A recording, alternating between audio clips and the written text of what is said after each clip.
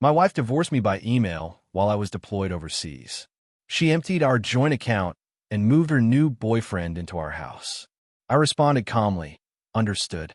When she realized what I had done, it was already too late. Chapter 1. The email that changed everything. Kandahar, Afghanistan. The sun scorched the tents like an unforgiving furnace, and the air was thick with sand and gunpowder. But I was used to it. After 3 deployments, chaos was routine.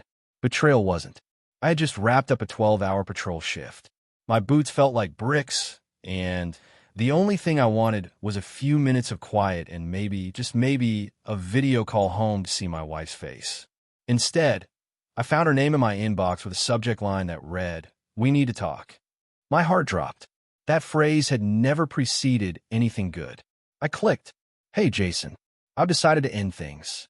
This life isn't for me anymore. I filed for divorce last week. I've also moved my boyfriend, Luke, into the house. It just makes sense since you're not around. Also, I emptied the joint account. I needed to get back on my feet. I hope you understand, Alyssa."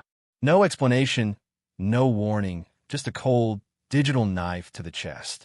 I sat frozen for a moment, staring at the screen. Around me, the camp buzzed with voices and the distant rumble of Humvees, but it all faded into static. I didn't cry. I didn't scream. Instead, I whispered one word, "Understood." And then I stood up, took a deep breath, and made a silent promise to myself. She would never see me coming. Chapter 2. Warzone Strategy. Homefront Revenge. I wasn't just a soldier. I was an intelligence officer.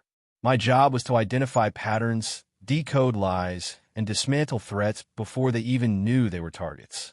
Alyssa thought I'd be too broken, too distracted, too far away to fight back. She forgot who she married. The next morning, I pulled every string I had. In the military, your brothers in arms aren't just fellow soldiers.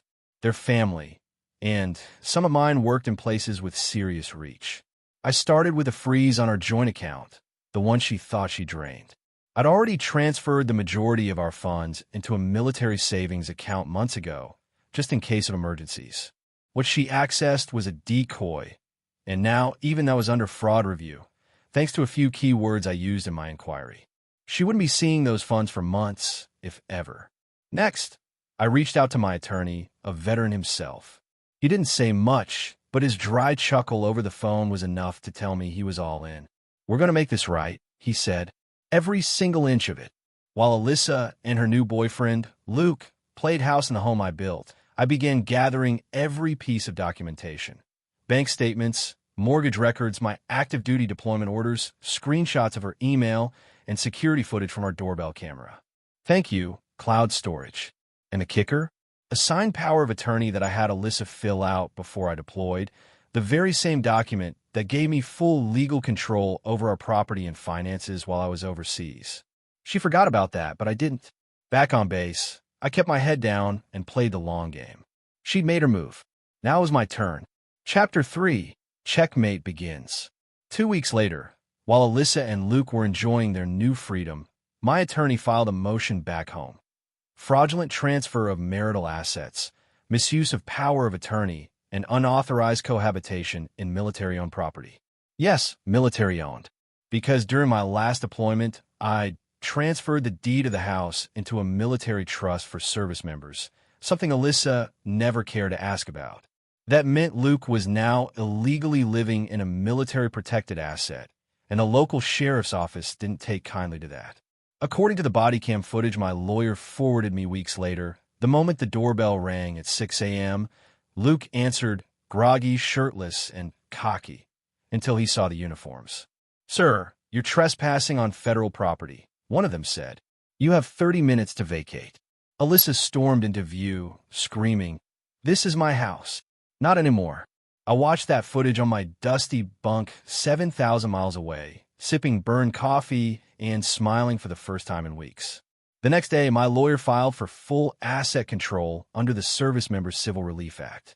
It paused the divorce proceedings until I returned and froze all proceedings until a federal military court could review the circumstances. Translation: Alyssa and Luke couldn't sell, rent, or live in the house. She couldn't touch a dime of what little she'd stolen. She'd have to wait, and I still wasn't done. Chapter 4. Homecoming isn't always a celebration. 3 months later, I returned stateside. My boots hit American soil, and I didn't go to my parents'. I didn't check in with friends. I went straight to the courthouse. Alyssa was there with her lawyer, looking like she hadn't slept in days. Luke wasn't around. He had vanished after being served with a trespassing citation and learning he might be liable for damages to a federally protected property. Apparently, love fades fast when lawsuits get involved. Alyssa tried to speak to me as I walked in. "Jason, can we talk? I didn't mean for it to happen this way." I looked her dead in the eye and said, "You're right. You meant for it to be worse." Then I sat down beside my lawyer as he slid a folder across the polished oak table to the judge. Inside was everything. Alyssa's digital paper trail, emails, text messages, even dating app messages she sent before filing for divorce. Evidence of her emptying the decoy bank account. Her own signature on the POA that gave me legal authority. And finally, documentation showing my deployment zone had been classified as a combat zone, meaning special federal protections applied to me during the divorce. The judge flipped through the file, his expression hardening. Then he looked up and said 6 words that made Alyssa's face go white. "You have a serious problem, ma'am." He invalidated the divorce filing, citing abuse of legal process and violation of federal protections. But more than that, he transferred full custody of our children to me on a temporary emergency basis, pending full review, and ordered her to vacate our property within 72 hours.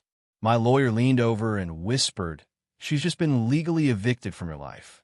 Chapter 5. The Final Strike. Alyssa didn't go quietly. She sobbed in court.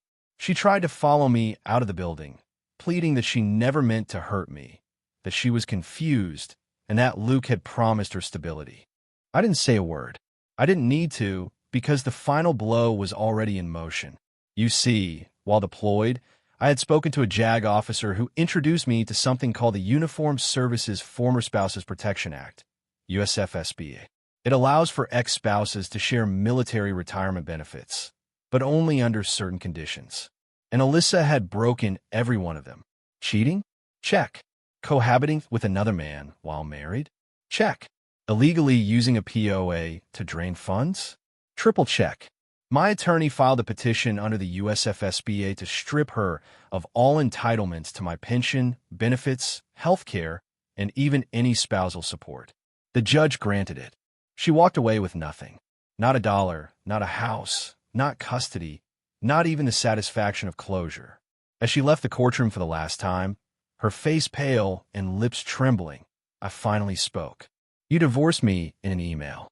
I responded with silence. "That was your only warning." Epilogue. Peace isn't silent. It's just quiet. Months later, I moved into a small home near the coast with my 2 kids. I took a step back from combat roles, focusing on counseling newly returned veterans. I never badmouthed Alyssa to the kids, but they knew the truth eventually. Kids always do. As for Alyssa, word got around that she tried to move in with Luke again, but he ghosted her. She bounced around from couch to couch, posting cryptic Facebook statuses about betrayal and forgiveness. No one bought it. And me? I wasn't bitter. I was better. Was this revenge perfectly justified? Tell us what you would have done in the comments below. Like this story? Share it with someone who needs this energy, and subscribe to Lauren's Story for more jaw-dropping tales of betrayal and justice. Because here, every lie has its reckoning, and every betrayal finds its shadow.